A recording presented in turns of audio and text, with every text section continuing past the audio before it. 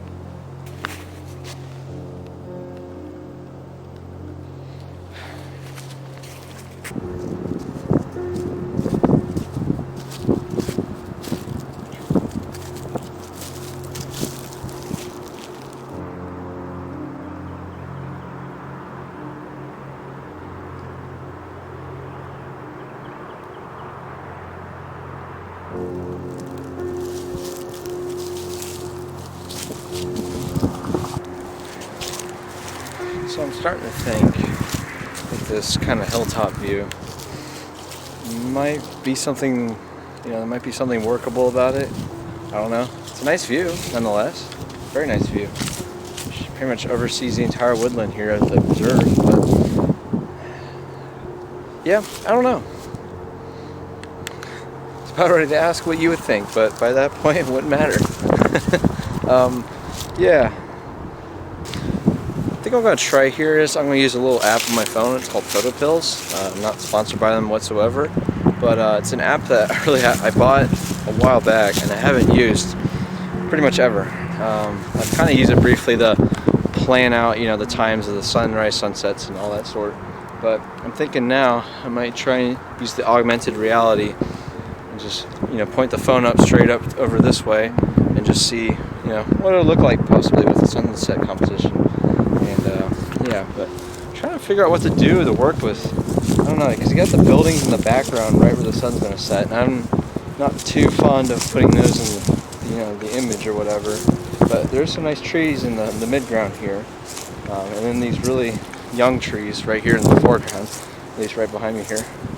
So I don't know, something maybe workable. I still got over an hour to really think it through, but I feel like I'm gonna try out the little app here and see what, you know, what it comes up with and go from there. But until then, I'm gonna check out the rest of the preserve as well, and then we'll hopefully get a good sunset composition. I don't know, because now it's starting to get cloudy and hazier as it's setting, and it's not going to be really a full clear like it was earlier, a blue sky day. So it's kind of making me worried here. This might be a bust, but I don't want to be too negative yet, so we will see. We will see.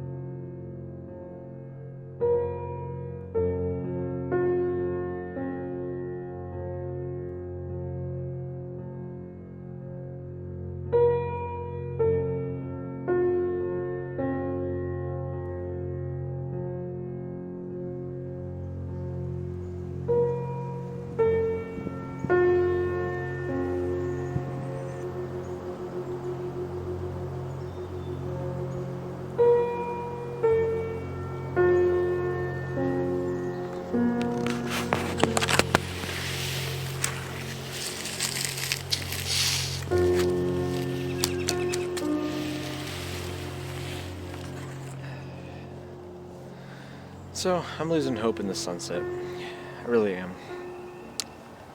I don't know if it's really going to bring forth all the color I'm really just imagining. That'll just illuminate, you know, this woodland and make nice silhouette trees and all that. I don't think it's going to happen tonight.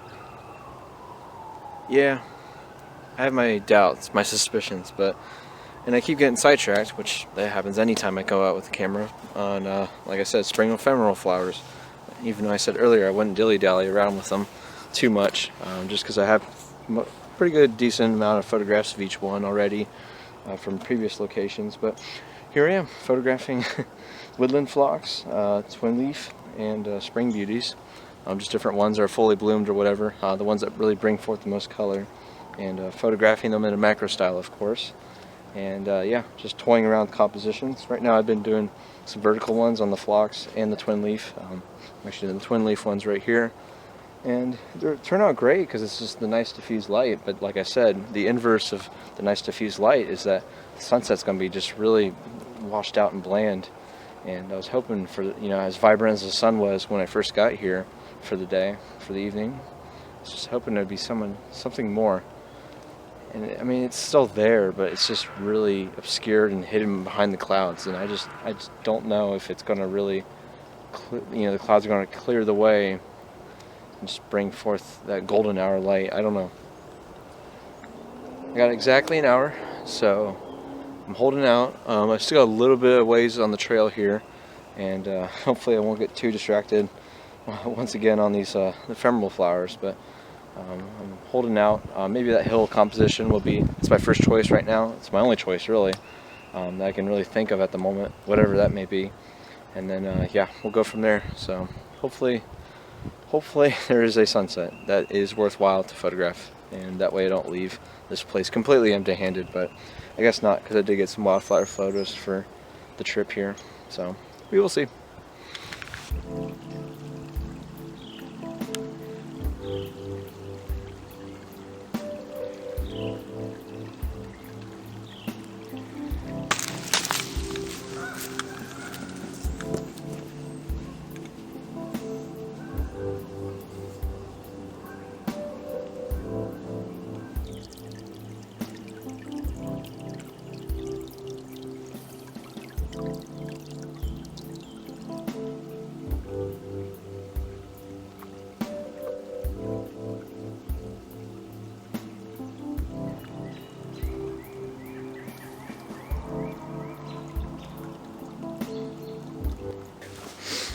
So pretty much about 15 minutes away from proper sunset.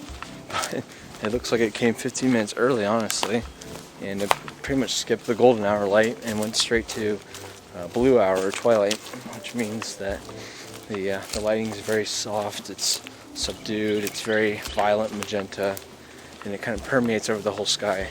Typically when there's a sunset, at least during the golden hour, when it's a nice warm vibrant yellow orange, sometimes even red if you're lucky, depending on the weather conditions, the atmosphere, and all that, it'll point to the opposite side, the lighting that you'll anticipate, you know, when the golden hour is done or whatever. But it looks like for right now it just kind of overall skipped, and it's just this nice subtle kind of purplish blue color, and it's really overtaking the whole sky, at least at the moment. But I don't know. And I'm pretty far away. I'm like on the other side of the entire woodland here, and so the opposite side is where that hill was. But I don't even think I didn't even really didn't have a composition in mind, honestly, because the lighting was already just getting so much worse and worse. It's hard to visualize, even when using the PhotoPills app and doing the augmented reality there. So I'm thinking now, hopefully the lighting changes just a little bit, just enough to make it worth the while. As I'm pretty much making my way back to the car, regardless of what the outcome is. If there is a proper shot that I can really pull off in this amount of time. But I just don't think it's going to happen. It's like, this is probably as good as it's going to get, which isn't much. So, whatever. It's one of those things, you know, throughout, if you watch in the course of the whole day, on a typical, let's just say a typical sunny day or whatever, if you just watch the lighting conditions, the way they change and evolve, and not even just lighting, but also the weather, because both those go hand in hand, of course. If you just watch those, you know, just change and evolve throughout the day, it can be quite striking and dramatic just to see how much it changes in 24 hours, or just whatever the amount of daylight you get. And so I'm really figuring that out more and more as I go out with the camera on these kind of landscape photography trips and whatnot. It's a little bit of a shame, but it's a hard lesson you gotta learn. It's a tough pill to swallow at times, but I was just really hoping for the best, and sometimes situations go awry, and this is really not anything I'm not used to, and honestly it's a good learning lesson. And I think most importantly, it's good to have a backup plan, like I did with photographing those macro wildflowers. So I guess, you know, at least in the case of making a video here, gives you something to share at the end of the day. Something good, something you're proud of still, regardless of what you intended for, you know, the preconception of the video.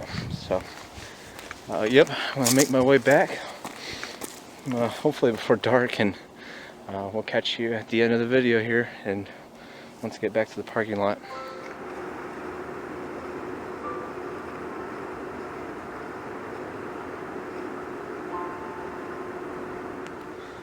Alright, so believe it or not, I actually made it all the way back to the trailhead and the hill as well.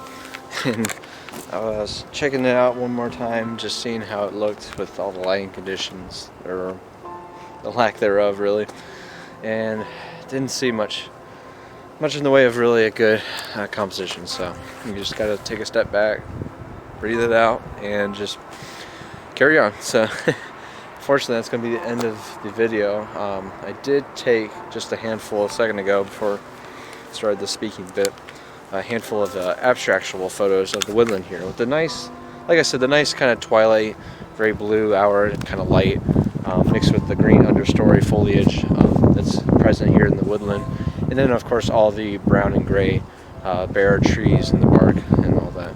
So those turn out pretty well. Just mainly doing swirly ones, panning, swiveling. I did some focusing in and out as I look down the trail here, just to kind of get that hypnotic look to it. And yeah, they turn out pretty well. So some people may call those, there may be some naysayers out there that may call that lazy, or it's not true real form of photography because it requires no effort. But I really do feel like, at least for the style of abstractuals that I do, they definitely, I'm kind of picky about which ones I like versus other ones, because some of them really look truly kind of lazy, like they're a mistake and like something was out of focus when it was meant to not be. But I feel like, yeah, those turn out pretty well, and it's just about kind of finding your own kind of niche and style within that genre, that very niche genre of photography, and that leans more towards fine art and all that. So, but anyways, thank you so much for watching, guys. This has been Wright State University Biology Preserve, and until next time, make sure to get out here. Thank you.